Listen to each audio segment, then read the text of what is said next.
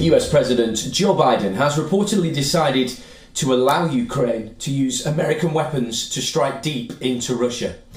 While Ukraine's allies have welcomed the reports, however, it's also invited criticism from several quarters, including the camp of President-elect Donald Trump.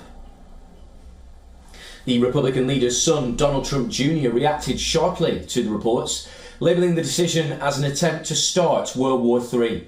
In a post on social media, Trump Jr.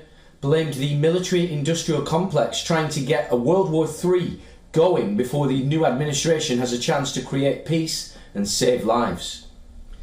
Russian lawmaker Marina Butina also slammed the decision, accusing Biden of risking World War III if it had allowed Ukraine to use US-made weapons to strike deep into Russia.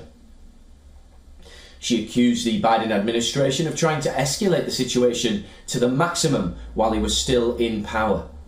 Butina expressed hope that Trump will overcome that decision that has been made, adding that it was not in anybody's interest. The Russian President Vladimir Putin has repeatedly warned the West against letting Ukraine use long-range missiles. He said in the past that such a move would mean NATO would be at war with Russia. So this is not a question of whether or not to allow the Ukrainian regime to strike Russia with these weapons. It is a decision on whether NATO countries are directly involved in the military conflict or not.